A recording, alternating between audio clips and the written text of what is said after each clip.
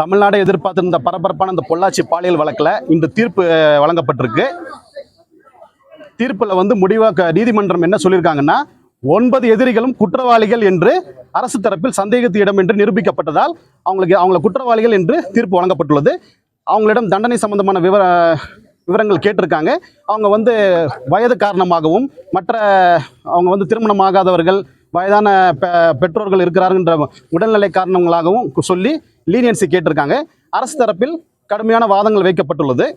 இது வந்து ஒரு அரிதான வழக்கு. அதெல்லாம் பெண்களுக்கு எதிரான வழக்கில் வந்து நீதிமன்றம் ஒரு கண்டிப்பான ஒரு தீர்ப்பை வழங்கணும், கடுமையான தண்டனைகள் வழங்கணும். இந்த வழக்கை பொறுத்த வரைக்கும் 376D கேங் ரேப் வந்து நிரூபிக்கப்பட்டிருக்கு. அதெல்லாம் 376 2N மீண்டும் மீண்டும் பாலியல் குற்றத்துக்கு உட்படுத்துவது, இந்த 2 முக்கியமான ஒரு மேஜர் அஃபென்ஸில் வந்து கன்விக்ஷன் பண்ணியிருக்கிறாங்க. அதனால் அதோட உயர்ந்தபட்ச தண்டனை வந்து பார்த்தீங்கன்னா சாகும் வரை ஆயுள் தண்டனை. அதை அரசு தரப்பில் வந்து தெளிவாக ரொம்ப அழுத்தமாக அந்த உச்சபட்ச தண்டனை வழங்க வேண்டும் என்று நாங்கள் கோரிக்கை வச்சிருக்கிறோம். நீதிமன்றம் அதை பரிசீலனை பண்ணுவாங்க. குறைந்தபட்ச தண்டனையை அதில் வந்து 20 ஆண்டுகள் நாங்கள் உயர்பட்ச தண்டனையை வந்து வழங்க சொல்லி கேட்டிருக்கிறோம். 12 மணிக்கு தண்டனை விவரங்கள் வழங்கப்படும். மேலும் எங்களோட வாதத்தில் பாதிக்கப்பட்ட பெண்களுக்கு வந்து நஷ்டீடு வழங்க வேண்டும். இந்த பாலியல் குற்றச்சாட்டு வழக்குல வந்து அது ஒரு முக்கியமான ஒரு அம்சம் என்பதால் அதையும் வந்து உச்சநீதிமன்றம் உத்தரவின் அடிப்படையில் வந்து அதையும் நாங்கள் வந்து முன் வச்சிருக்கோம். உச்சநீதிமன்ற உத்தரவின் மேற்கோள் காட்டி உத்தரவு வச்சிருக்கிறோம். நாங்கள் நீதிமன்றம் பரிசீலனை பண்ணி 12 மணிக்கு உத்தரவு வழங்கப்பட்ட தண்டனை விவரங்கள் வழங்கப்பட்டதா சொல்லியிருக்கிறாங்க. தண்டனை வழங்கினதுக்கு அப்புறம் நான் வந்து உங்களை சந்திக்கிறேன். டிஃபென்ஸ் பொறுத்த வரைக்கும் அவங்க எல்லாருமே இளம் வயதினர், திருமணம் ஆகாதவர்கள், வயதான பெற்றோர்கள் இருக்காங்க. அதனால வந்து அவங்க குடும்பத்துக்கு அவங்க ஒரே மகன் ஒரே மகள் அப்படின்ற ஒரு கேட்டகரியில் வச்சு அவங்க லீனியன்சி கேட்குறாங்க. அதை தவிர வேற சிறப்பான அம்சங்கள் எதுவும் அவங்க வைக்கல. இது வந்து இயல்பாக எல்லா குற்றவாளிகளும் வைக்கிறது தான். அதனால இது வந்து அரசு தரப்போட கோரிக்கை ஏற்கப்படும் என்று நாங்கள் நம்புறோம். சிபிஐ ஒரு கடுமையான போராட்டத்துக்கு மத்தியில ரகசியமான விசாரணை மேற்கொண்டது. இது எவ்வளவு சேலஞ்சிங் அந்த கேஸ் பேஸ் பண்ணது, அதை பத்தி சொல்லுங்க. இது பாத்தீங்கன்னா முதல்ல வந்து பொள்ளாச்சி கிழக்கு காவல் நிலையம் லோக்கல் போலீஸ் இன்வெஸ்டிகேட் பண்றாங்க. அப்புறம் வித்தின் ஒரு 20 நாள்ல வந்து சிபிசிஐடிக்கு வழக்கு மாற்றப்படுது. அடுத்து ஒரு 40 நாள்ல சிபிஐக்கு வழக்கு மாற்றப்படுது. ஒரு 2-3 மாத காலத்துக்குள்ள 3 ஏஜென்சி கிட்ட வருது. சிபிஐக்கு வந்ததுக்கு அப்புறம் பாத்தீங்கன்னா எந்த பெண்களும் வந்து இதுல வந்து புகார் கொடுக்க முன்வராத பட்சத்துல சிபிஐ வந்து அந்த மின்னணு சாதனங்கள், அந்த அக்யூஸ்ட் கிட்ட வந்து கைப்பற்றப்பட்ட எதிரிகளும் கைப்பற்றப்பட்ட அந்த மின்னணு சாதனங்கள் உள்ள வீடியோக்கள் அடிப்படையில் அவங்க வந்து புலன் விசாரணை மேற்கொண்டு அதன் அடிப்படையில் பாதிக்கப்பட்ட பெண்களை கண்டறிந்து அதன் அடிப்படையில் தொடர்ந்து விசாரணை அவங்கள வந்து கன்வின்ஸ் பண்ணி அவங்களுக்கு சைக்கலாஜிக்கல் கவுன்சிலிங் கொடுத்து அவங்கள வந்து ஒரு நம்பிக்கை ஊட்டி பலவிதமான ஒரு இதை கொடுத்து அவங்கள வந்து பாதிக்கப்பட்ட பெண்கள் இந்த வழக்கில் வந்து சாட்சி சொல்ல வச்சிருக்கிறாங்க. இந்த வழக்கை பொறுத்த வரைக்கும் மொத்தம் 48 சாட்சிகள் விசாரிக்கப்பட்டிருக்கு அரசு தரப்பில். இதுல ஒரு அம்சம் என்னன்னா, ஒரு சாட்சி கூட பிறல் சாட்சி ஆகல. எல்லா பாதிக்கப்பட்ட பெண்களும் பயமின்றி சுதந்திரமாக வந்து சாட்சி சொல்லியிருக்கிறாங்க. நம்ம சைட்ல வந்து அதெல்லாம் ஒரு ஸ்பெஷல் ஃபேக்டரா கன்சிடர் பண்ணக்கூடாது.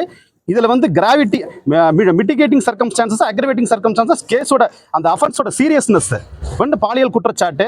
இது வந்து தொடர்ந்து உச்சநீதிமன்றம் வந்து பாலியல் குற்றச்சாட்டுல எந்த விதமான ஒரு லீனியன்சியும் கொடுக்கக்கூடாது அப்படின்றது உச்சநீதிமன்றமும் உயர்நீதிமன்றங்களும் தொடர்ந்து சொல்லிக்கிட்டே வருது. அந்த உயர்நீதிமன்ற உச்சநீதிமன்ற உத்தரவுகள், அந்த சைட்டேஷன் ஜட்ஜ்மெண்ட்ஸை நாங்கள் கோட் பண்ணி நாங்கள் வந்து வாதங்களை வச்சிருக்கிறோம்.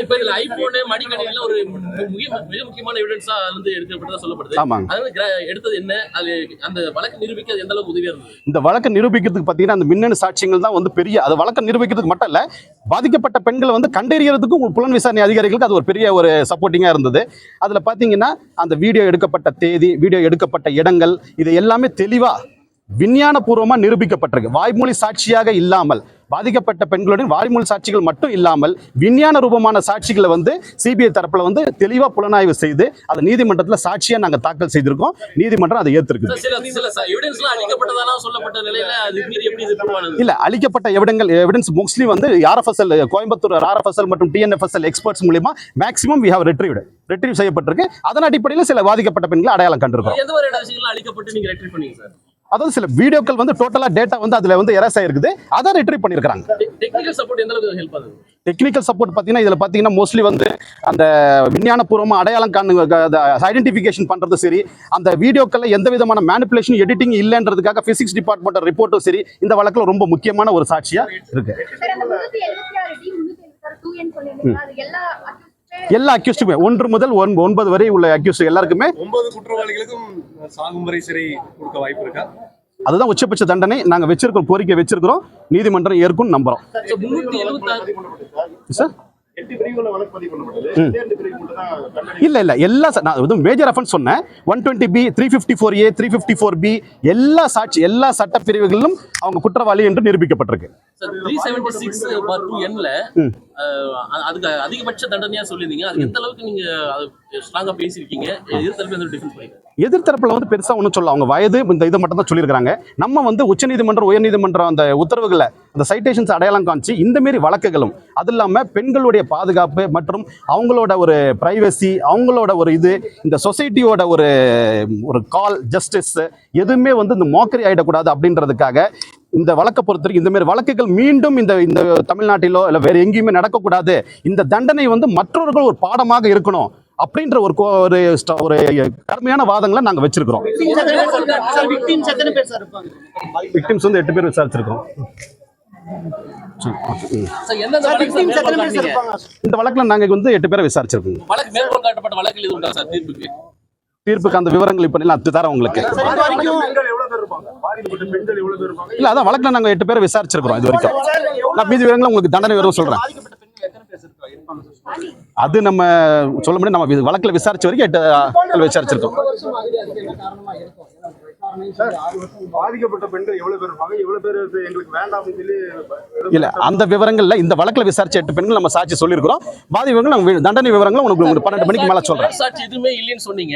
இது போன்ற வழக்குகள்ல கொஞ்சம் சென்சிட்டிவான ஃபேக்டர்ல சில தயங்குவாங்க. பட் அதையும் கடந்து நீங்க எப்படி சாட்சி? அது சிபிஐயோட ஒரு முயற்சி, ஒரு கடுமையான முயற்சி, இந்த பாதுகாப்பு எல்லாத்தையும் அடிப்படையில தான் இந்த வழக்கு வந்து நடைபெற்றது. நன்றி. நான் வந்து இல்ல நான் வந்து மிச்சம் சொல்றேன். இல்ல 12 மணிக்கு